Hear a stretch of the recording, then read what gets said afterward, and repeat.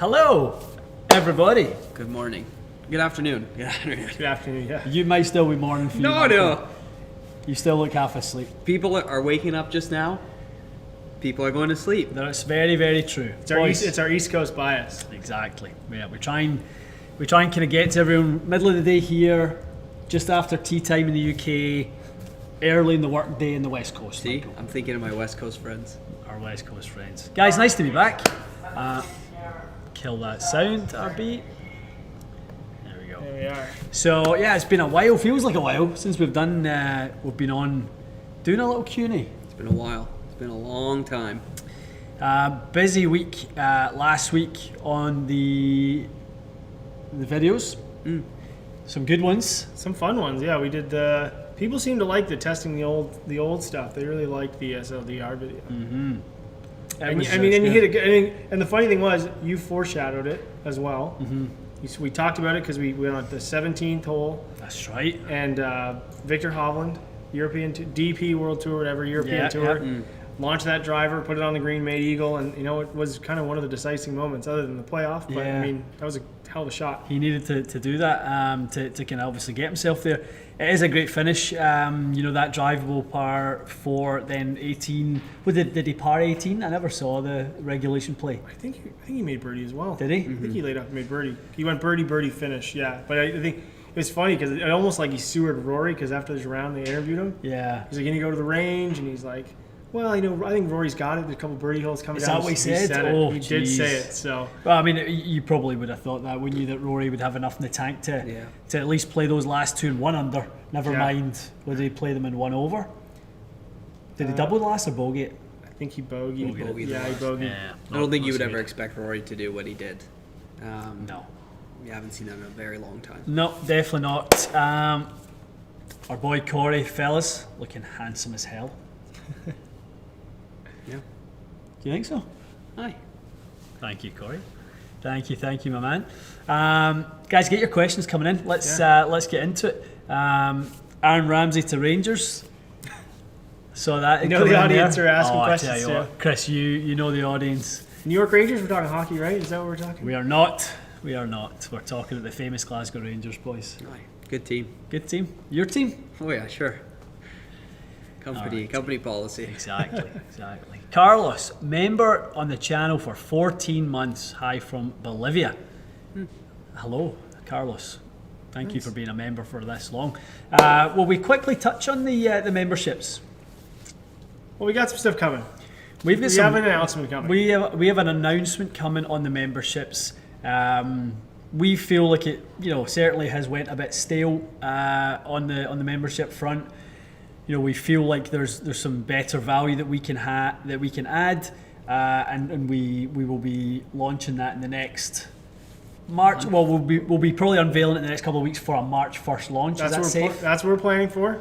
Okay. Don't hold us to it, but we are looking at. Hold him to it. Yeah. We are looking to do some things that benefit everyone that does become a member of the channel, working with some partners of ours. Yes. We got some pens on paper. We are working on it. We are in the background working on these things pretty hard. So it is just, stay tuned, because we are pretty excited about it, because I think, one of the things that we've done in the past is we've always done a good job. We think we've done a good, even looking on the outside in, right, is done a great job of fostering an idea of community with our audience, and, trying to showcase different golf swings and all the different stuff. So for us, we want our membership to reflect a lot of that, and also benefit you guys too.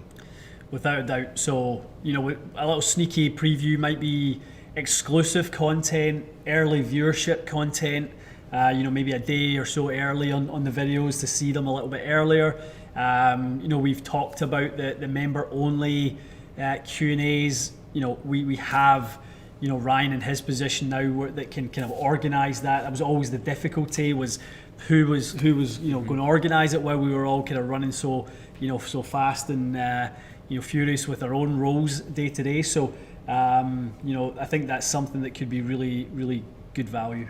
Yeah, and I'm excited because I know some of the stuff we've already touched and kind of gotten it rolling. So, but it's good.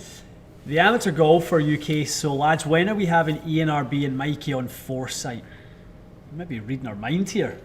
So here's a little preview. we might do some short game related stuff today.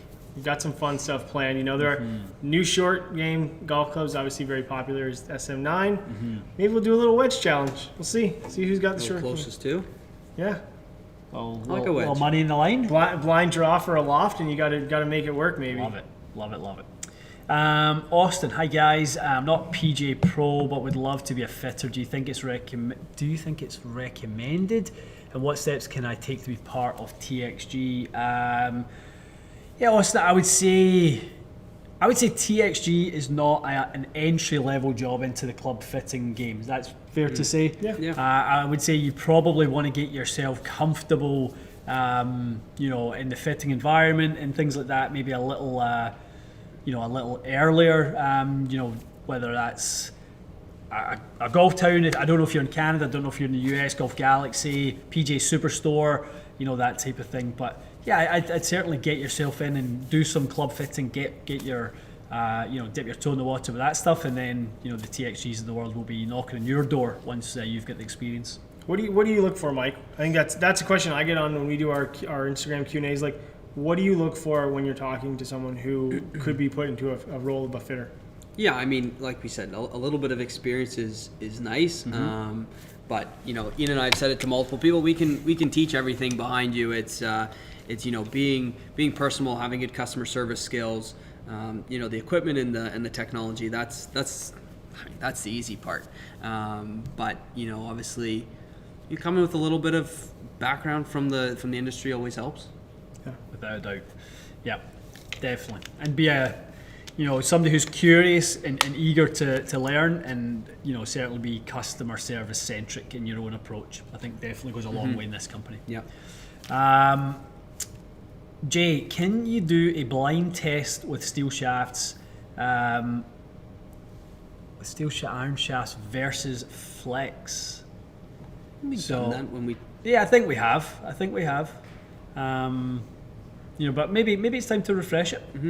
Maybe it's time to refresh that video. I think it's one we could definitely do with graphite, you know, because there's stepless, true. right? So you can really mess around with weight profiles and flex like that. So It would be certainly an interesting one. We'd need to do something where we could kind of keep the color scheme, you know, somewhat similar, and you know, get it blacked out or something like that, or certainly. Someone, we got Steve T enjoyed our heavy light driver shaft video. That was a fun one that we did last week. I think it definitely answered a question I think a lot of people ask. Does the same thing apply to iron? That's Steve's question. Does it work the same way?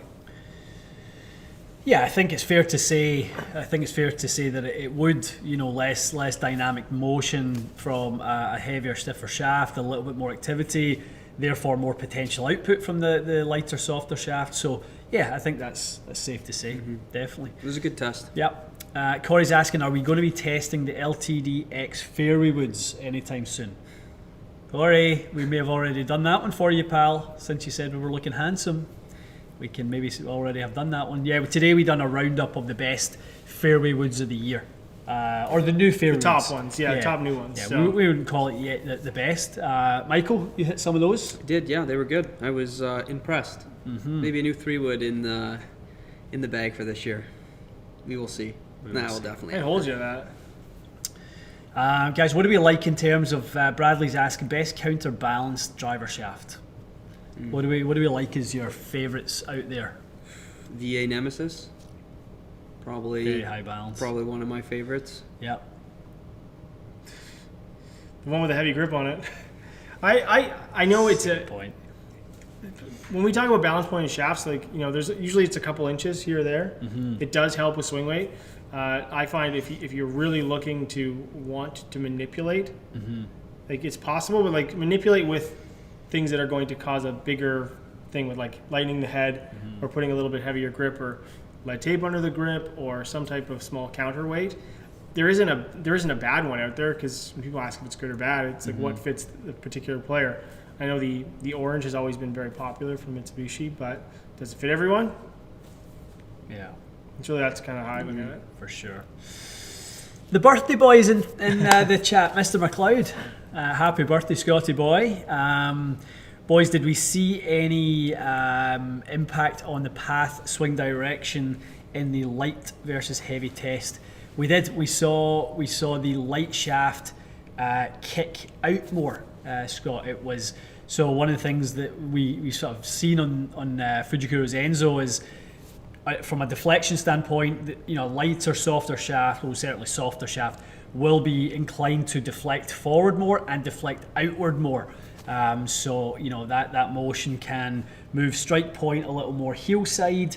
Go for it. And it could also get it to droop down just a little bit more. So yeah, there's definitely some dynamic differences in those. And happy birthday, my pal.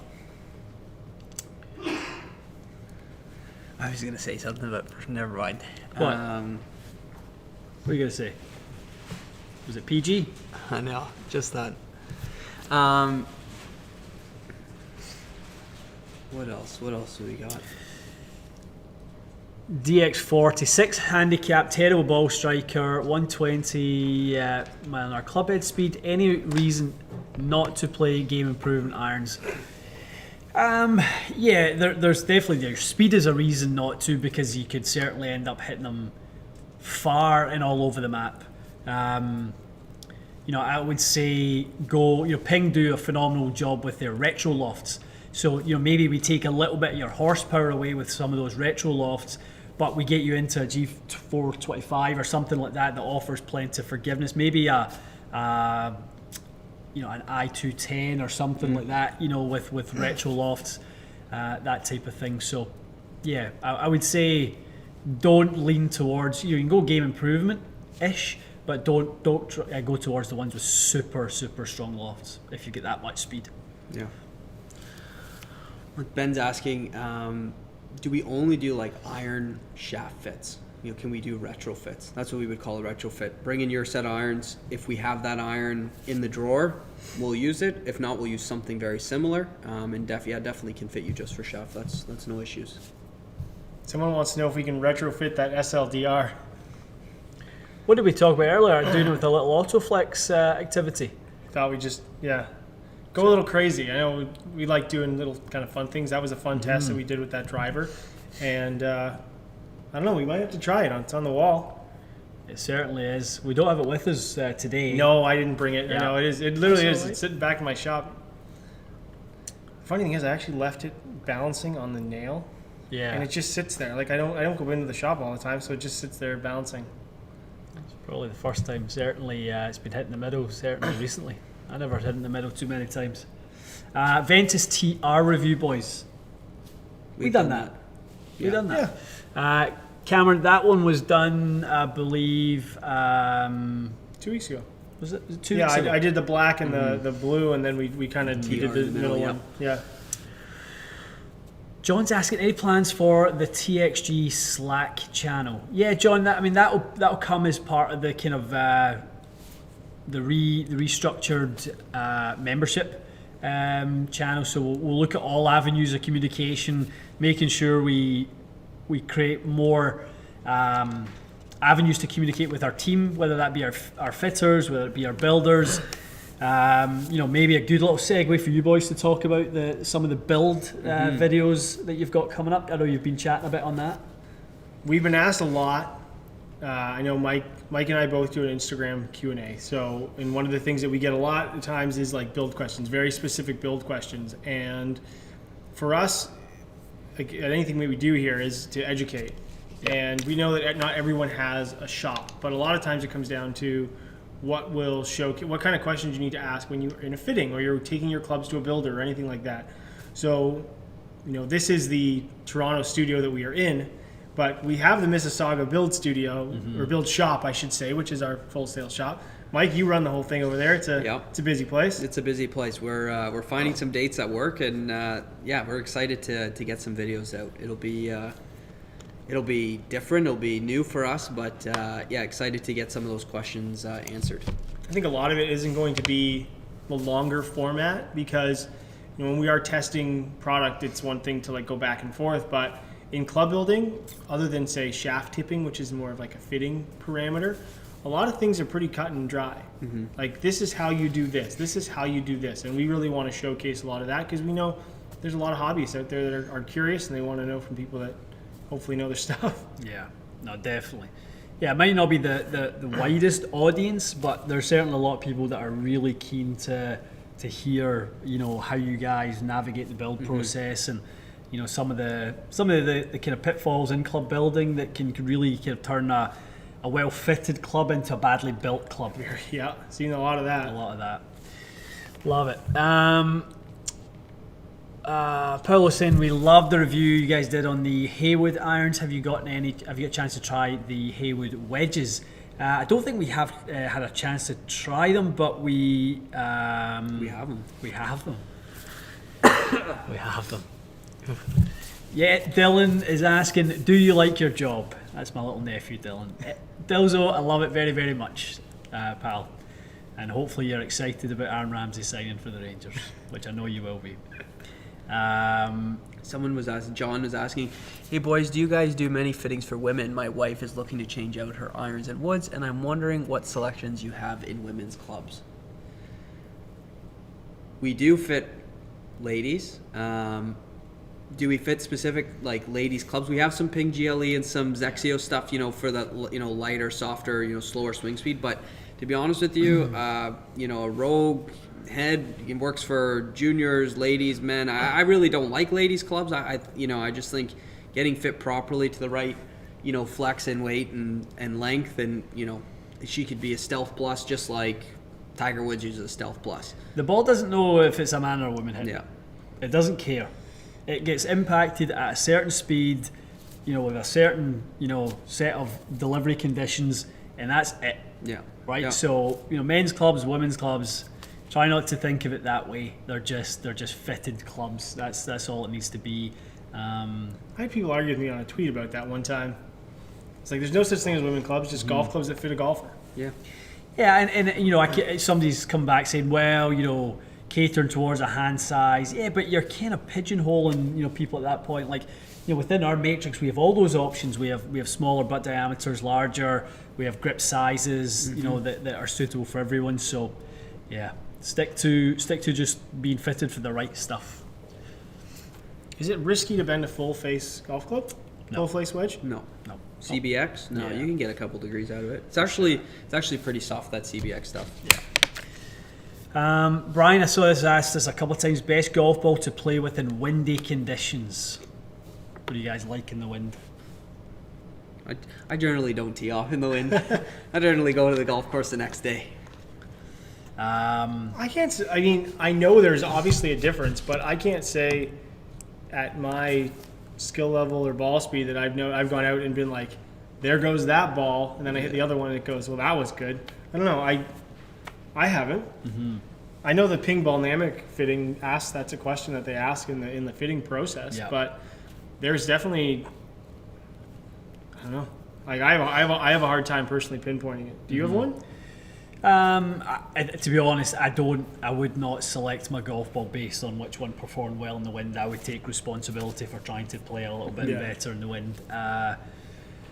I would say any of the premium manufacturers, I think, Titleist are obviously going to do a great ball. They do a lot of aerodynamic testing. TaylorMade their ball has a great reputation for being a great wind ball. So, yeah, I think any of the major manufacturers though, Strixon, Bridgestone, they'll all do a good job. Timmy got a great question here, and it's having as a left-handed golfer, have a hard time getting fit for a 7-wood. If I know the shaft in my 3-wood or my hybrid, would I be able to get pretty close with picking that club? What do you think? Say it again. If someone's got So they know their 3-wood is fit. Yeah. Hybrid is fit. Yeah. Really having a difficult time finding even a 7-wood to try. Mm-hmm. Is there a way to extrapolate that with some potential? You probably could. You could probably do a educated guess at it. Yeah. You probably get pretty close. I'd still love you to, go ahead and get fitted for it, but yeah, you could get pretty darn close. Yeah. Definitely. Peter's asking, how stable did we find the Ltd-X LS versus the Ltd-X? Looking to knock some spin off the driver as my current STD is going higher than I would like in spinning in the threes. Yeah, I think the kind of word on the street is all about stability and having a really consistent ball flight. So You can get that from Callaway, you can get it from Cobra, you can get it from TaylorMade. Any of those particular companies.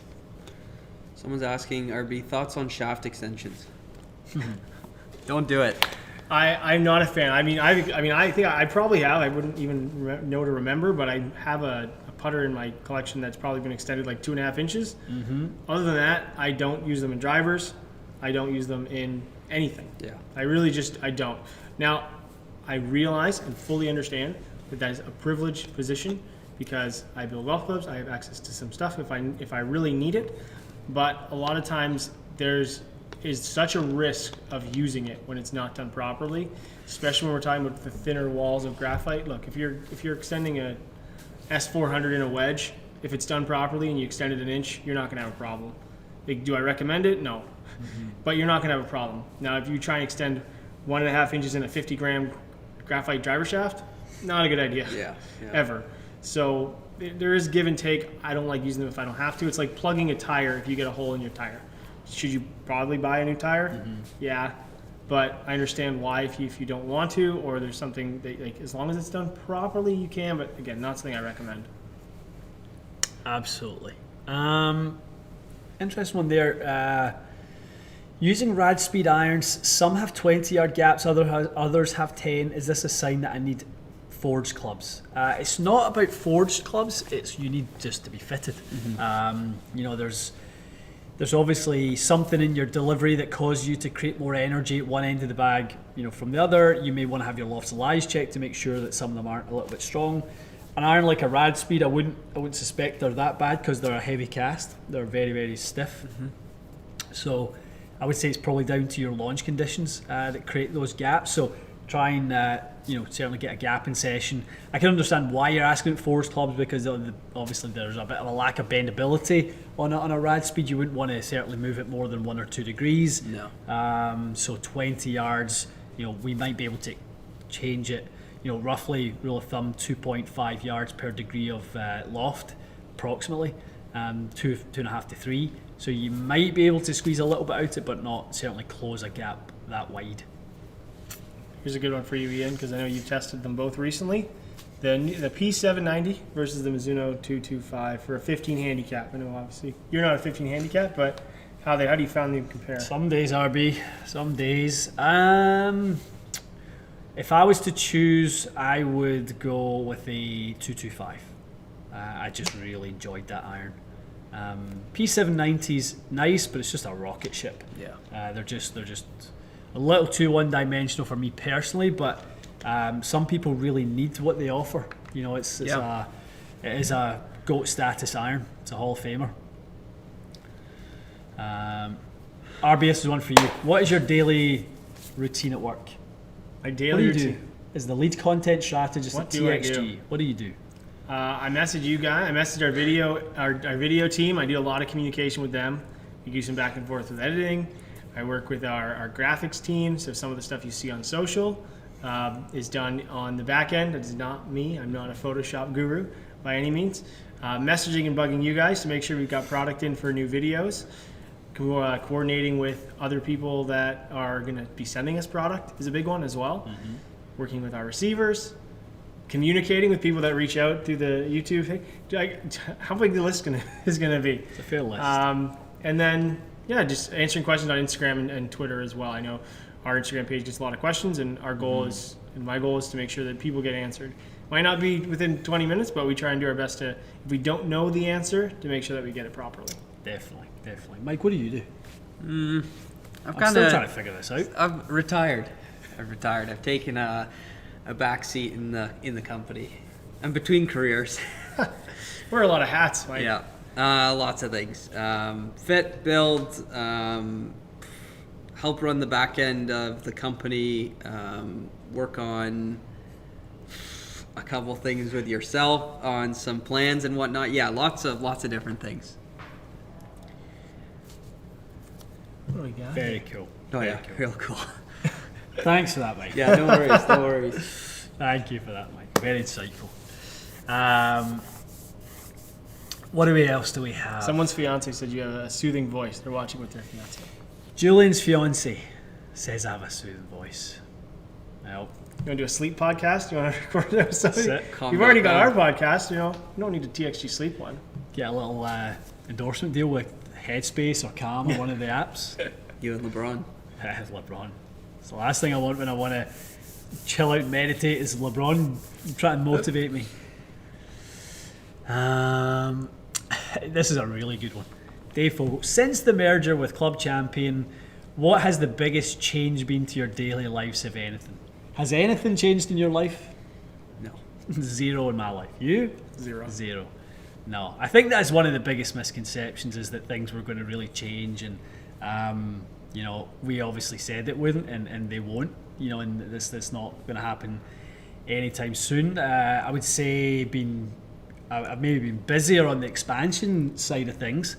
Looking at these new locations and planning trips where we're going, and some strategizing for that stuff. But in terms of the day to day, literally nothing.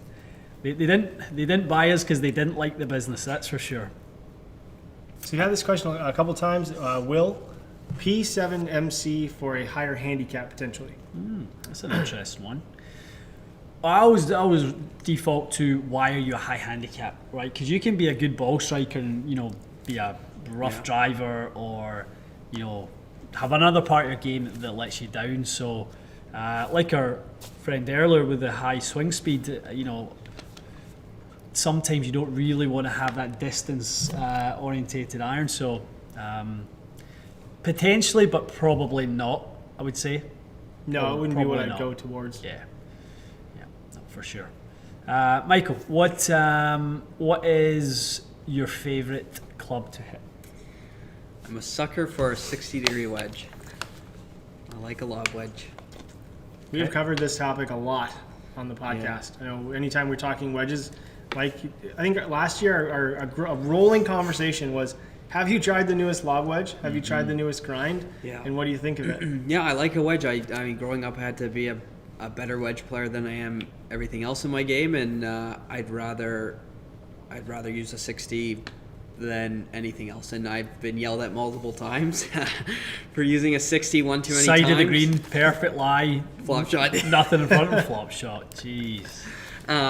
Sometimes it works, but no, I do. I mean, any wedge. I like a wedge. Yourself? When the driver is on, I love hitting the driver. When the driver's on, it's given me its fair share of headaches over the years, but I love hitting drivers. I would say more recently, 3-wood has been a real club I've enjoyed hitting. I really enjoyed 3-woods. Oh, you want me now? RP. Oh, okay. Snooty Nose answer is going to be my persimmon drivers. Yeah, persimmon. I love those things. It's fun to. I like hitting driver. I like messing around with wedges and going out to the short game area, but there's nothing like hitting a persimmon driver. And I got a few of them. I like taking them out and using them. I'm really struggling. It's a good one to have. Yeah. So that's my hipster. If I had my beanie on sideways, I'd tell you my little hipster golf take, and that's it right there. I've never hit a persimmon golf club. Still? No. And, I've got a set, but I've just We keep talking. I'm going to just force you into it one day. missed the ball. Jason is asking, what's an ideal time to change golf clubs? Every 6 months. Honestly, I mean, irons and stuff like that, we will generally say, I'd love to, have a customer play their best golf with a set of irons for, maybe 3 to 5 years, a set of clubs for 3 to 5 years. It all depends on your playing kind of habits. If you want the new driver every year, I mean, obviously get fit for it, see the performance, and if something's better, then maybe it's worth the purchase. But I mean, look, you can buy irons from 1930 and you go play golf with them today. So I mean, you could have irons for as long as you want. Absolutely, definitely. I think there's a wave through someone's bag. A lot of times people place the drivers more often. Fairways kind of stick around, putters stick around, in many cases irons stick around, but the wedges is one that I think people need to focus on. Is when there is wear, that's it starts time to really pay attention to that kind of thing. So. What did you guys see down? Dave's asking about the products at the show. What did you guys see down at the PGA show that excited you? I didn't see anything. I mean, I know I saw one video that was shared from our friend Scott. He shared it the other day, and it was another like consumer-based launch monitor. You know, I'm a golf consumer like everyone else. Maybe a little different side because I'm here, but you know, they don't give away those launch monitors for free. Yeah. So it's one of those, like, for me, someone showed that off. I think it was a camera-based system. I'm not sure exactly how the software worked, but those things are always fascinating. I can remember, I guess it would have been 2020, the biggest lineup at the show when it opened. The doors opened on demo day. A lot of people went to go check out the FlightScope Mevo Plus. It was the first time anyone had ever seen it. The booth was busy because people are always interested in how they can bring this experience that we have. Like they say I'm very lucky coming here and hit golf balls and do that and practice sometimes, but to be able to have that experience at home, it can take a lot of equipment. So the more that can become accessible helps benefit every golfer. Yeah. 100%. Anything you see down there? I'm maybe a bit guilty. I didn't really pay too much attention to the PGA show. I know some people that were down there and spoke about some things, but nothing really sticking out from this year, unfortunately. Definitely. Hopefully a bit better next year. We'll see what happens. Yeah. Fingers crossed we can get back at it. That'd be good. I'd love to be back at the show next year. Yeah, it was. It's always a miss. I mean, it's a good time. It's a great time. You know, it's a great couple days, and when you're sitting here in all this snow, it's better to be in Orlando, even though it was cold, than be here. Definitely. Easiest way to become a fitter is to... Go to fitter school. Where's that? Nowhere.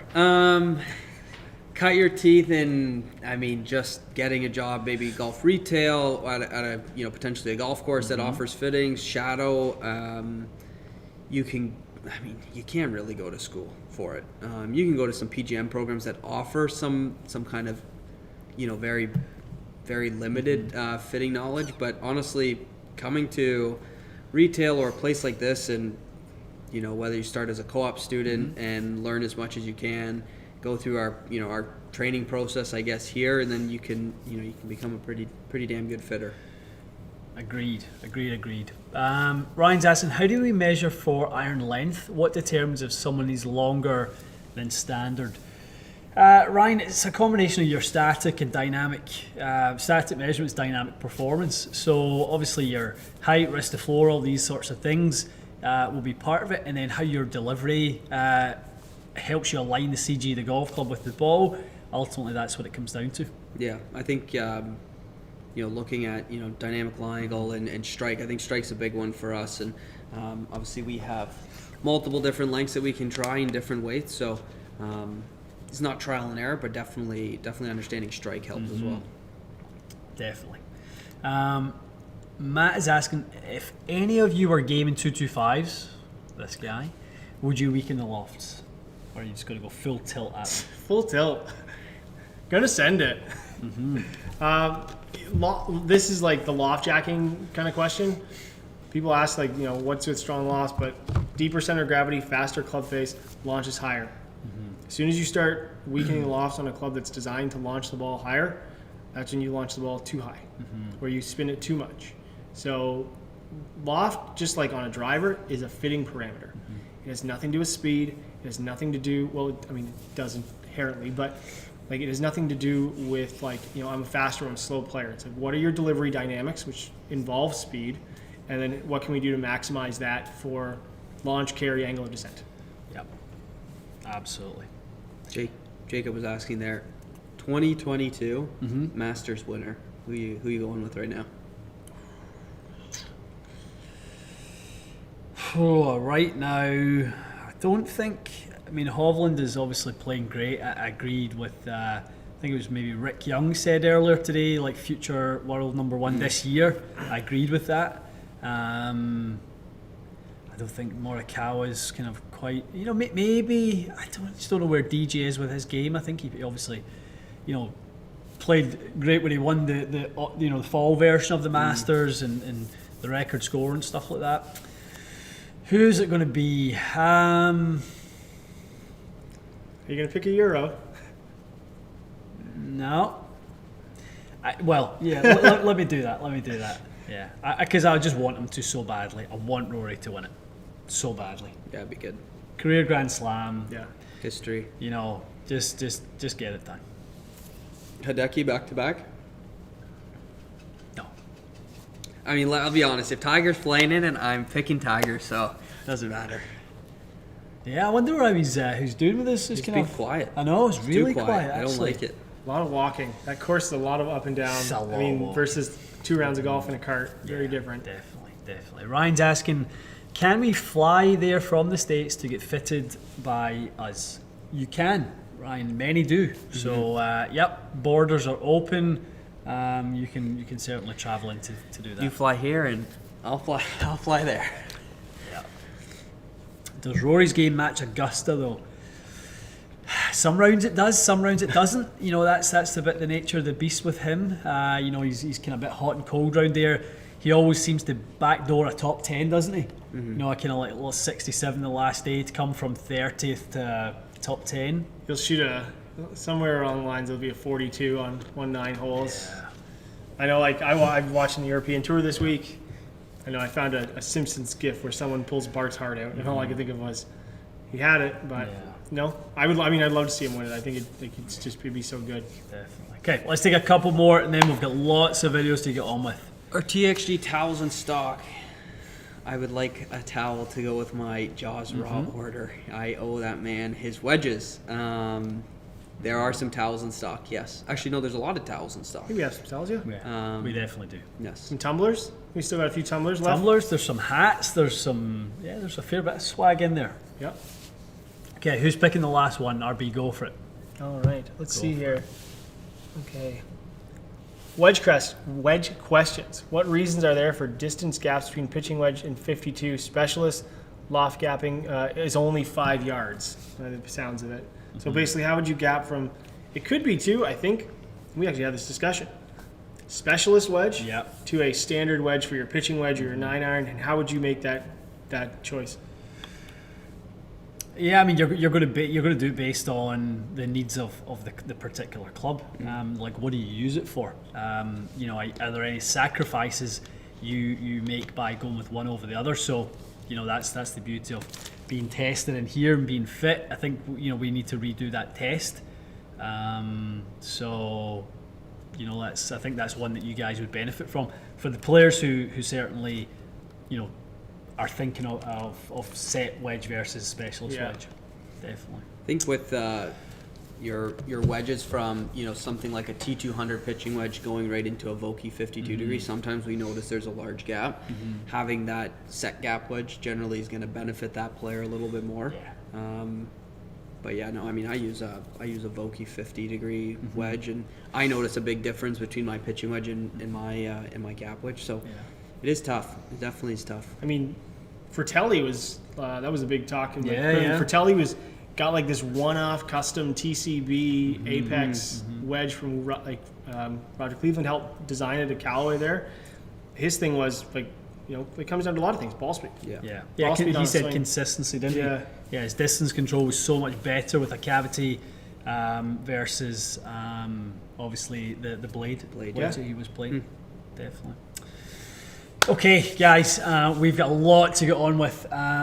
We have done a roundup on the 2022 Fairway Woods. We've done 2 heavyweight drivers head to head.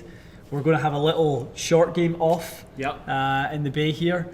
What was our last one, RB? You got a couple more. See, this is what I do. I write down the list. Some Callaway golf balls. You got a couple. Yeah. We've got talk about how to combo iron sets. Potentially dial in RB for an STZ. We'll see. We'll see how the swing's doing today. Okay. There's lots of things in the docket. We may just be a little bit picky, but set pitching wedge versus standard pitching wedge. You know, we gotta want to answer these questions. That's the big thing. Definitely. So. Chris Chambers, Mike will get back to you on shafts. Chris, okay, we will certainly do that. Guys, thanks so much for everyone who's supporting the channel. We really appreciate it now more than ever. You know, it's been, you know, great to hear from so many of you who are, you know, wishing us well, wishing the boys well. Not an easy task. I think I said it in a comment the other day. I mean, you guys kind of thrown into the fire a little bit by you know, being involved in all the videos, which you are now and stuff, which is amazing. But you know, kudos to both of you for jumping in. It was certainly, not an easy thing to do. 1,000 videos in or so, it's second nature to myself. But it's not the easiest environment. But you're both doing great, and it will get easier with time, won't it? Yeah. Trying. And thank you everybody for Yeah, thanks tuning for the in. support. Yeah, without a doubt. Like and guys. subscribe. Like and subscribe. And listen to the podcast, as RB always says. Guys, great stuff. Thank you for joining us. Maybe a video tomorrow, but we might miss tomorrow and go Wednesday to Saturday. Yeah. So if you don't see anything tomorrow, don't be alarmed. We will be definitely getting our usual quota in. So have a great week, guys. We will see you all next week.